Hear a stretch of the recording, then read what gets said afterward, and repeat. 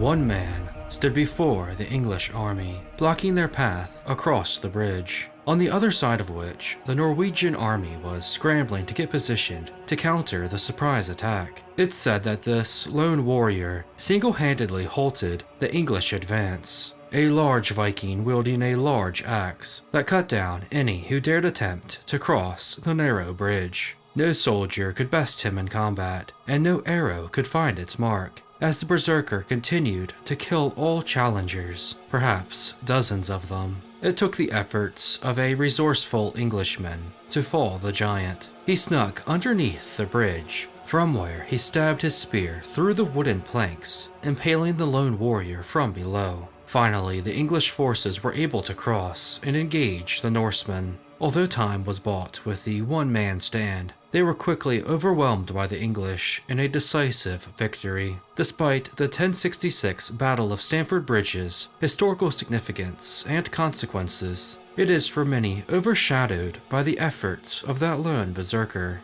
The exact truth of the account is debated, but in any case still has a legacy that is often told. The Viking of Stamford Bridge is often compared to that of another famous one-man bridge defense, that of Horatius Cocles, an ancient Roman warrior who, according to the legend, is said to have held off an attacking force of Clusium in 509 BC. He and at one point 2 of his allies withstood wave after wave of the enemy, buying time for this lone bridge across the Tiber River to be destroyed before jumping to the safety of the water, his valiant and courageous stand having saved the city of Rome.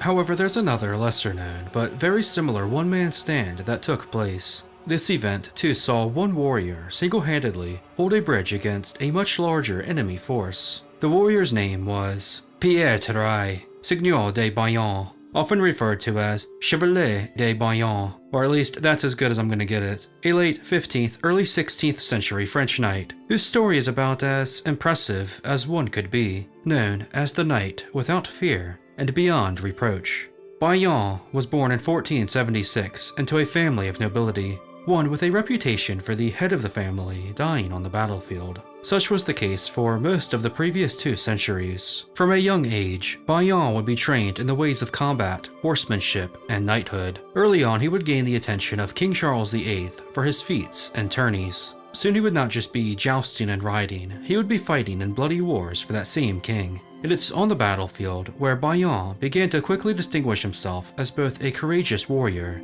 and as a man of principle. The battle that saw him knighted took place in 1495. The Battle of Fornovo was one of the early battles of the Italian Wars, which saw the French fighting in northern Italy. In this battle, Bayard, despite losing 2 horses from under him, was able to capture the standard from the bearer, an act that earned him some early prestige. In another one of his early battles, the French fought off a force twice their size. Near the end of the engagement, the French, including Bayard, chased the fleeing Lombards into the city of Milan. Upon reaching the gates, the French, realizing the danger of entering the city, ceased their pursuit. However, Bayard, who was unaware the men behind him had stopped, kept chasing the enemy, alone, all the way to the palace, where he was surrounded and taken prisoner. The Duke of Milan was intrigued by the young Bayard's bravery, as well as the conviction he spoke with, telling politely about the might of the French forces. The Duke would free Bayard without any ransom, an unusual move that earned his gratitude. While these battles gave him some renown, it was his duel in 1502 that saw him become famous. During a skirmish with Spanish soldiers, a knight named Don Alonso had been taken prisoner and was in the care of Bayard. The French knight allowed Alonso free rein of the castle grounds and treated him more like an honored guest than a prisoner, trusting him in his honor to not leave the confines of the castle walls. Alonso, however, would flee, intending to pay his own ransom when he returned home. Bayard, upon discovering his departure, was enraged and had his men run the Spaniard down, bringing him back to the castle. He was once again imprisoned, but this time kept in one of the towers, although Bayard still treated him generously and respectfully until the day his ransom was paid and Alonso set free. That would have been the end of it if the Spanish knight had not told of Bayard's supposed mistreatment of him when he returned to the Spanish, claiming that the conditions of his imprisonment were nothing short of despicable.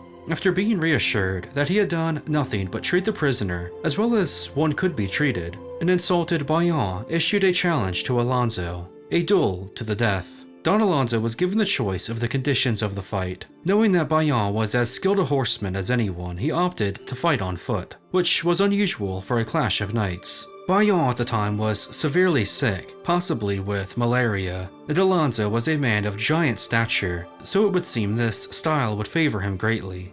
The duel was a long one. Bayard, after learning his opponent's moves, sliced the Spaniard's throat. This did not kill him but caused him to bleed rapidly. After wrestling on the ground, Bayard finished him off by stabbing him underneath the eye with a dagger. The victory actually upset Bayard, as he hadn't intended to kill Alonso, and it was only after demanding his yield that he realized the Spanish knight was dead. Within weeks of this outcome, Bayard had earned more renown as a combatant and gentleman. However, despite there being a temporary truce between France and Spain that had been agreed upon days prior, a group of Spanish, angered by the death of Don Alonso, issued a challenge of their own to Bayard. In short, 13 Spaniards and 13 Frenchmen would face off on horseback. The rules were that the combatants had to remain within the designated zone of the contest. If you were dismounted, you could no longer participate, and that the combat would end at nightfall. With each side agreeing, the contest was underway. The Spanish side took advantage of the fact a rider had to remain mounted, so instead of targeting the man,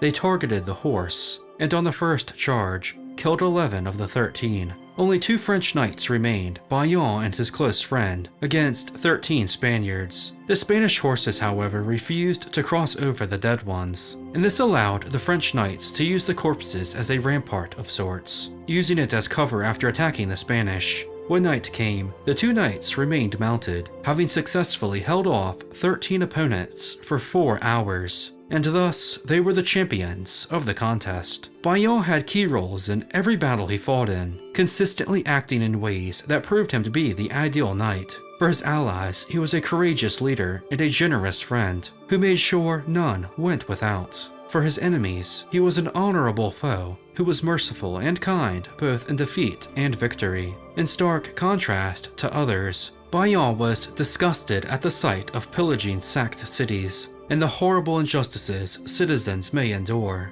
He saw to it that none of his men would harm or steal from the innocent. He would have them extinguish fires that had been lit. He would station guards at churches to protect the women hiding there, while many others would take what they wanted and do as they pleased. Bayard sought to be against his morals and faith. If he needed something from the locals, he would always pay for it with his own wealth, and always treated them with respect and dignity. And in turn, Bayard was a greatly respected man by mostly everyone during his time. His efforts directly led to many victories for France, and his abilities as both a leader and knight inspired those around him. He was always one of the first into the fray, and never let anything stop him. In one famous instance, while recovering from a severe wound he had sustained, he heard of a battle that was soon to take place. Despite having yet to fully heal, he instantly left to join his countrymen. There are countless stories about Chevalier de Bayard, from having been taken prisoner by Henry VIII,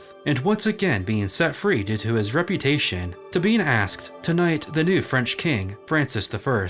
Bayard also notably led 1,000 men against a besieging force of 35,000 from the Holy Roman Empire in 1521. For 6 weeks they held the city, saving central France from invasion and allowing France to gather the army to expel the invading forces from the country. Perhaps his greatest feat, though, came back in 1503 when he single-handedly protected a bridge from 200 enemies. The Battle of Garigliano was fought between France and Spain and Italy as part of the Italian Wars. On one side of the Garigliano River was the French, on the other side the Spanish, and the easiest way across the river was of course a bridge. The Spanish had decided to surprise the French using a bit of cunning. A force looked to cross through the shallow part of the water to get the attention of the surprised French, who assumed this to be the entire Spanish army. However, Bayard, who was camping near the bridge, saw in the distance 200 Spanish soldiers advancing towards the bridge. The attack was a distraction, meant to have the French abandon the protection of the bridge. Should the Spanish forces cross that bridge, it would spell doom for the unsuspecting French. A squire was the only one with Bayard at the time,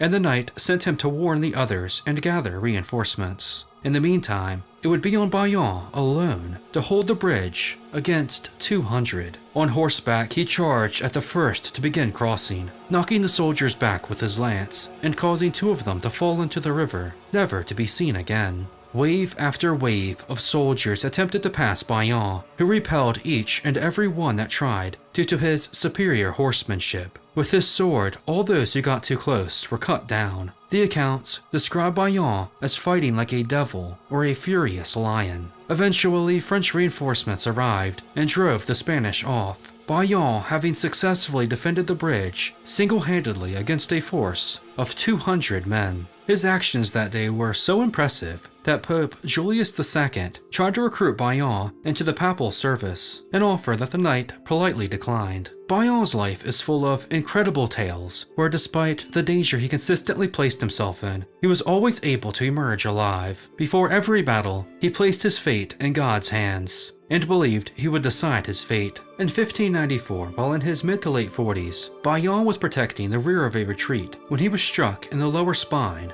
with an arquebus ball, an early firearm. Bayard knew his time was up and asked for his allies to place him against a tree, facing the enemy for his final moments, as he never wanted to turn his back on his foe and did not want to do so now. Bayard's death was mourned by both the French and the Spanish, a knight and gentleman that treated all fairly and justly. Bayard is a truly fascinating character, although his life and deeds likely have a bit of exaggeration to it.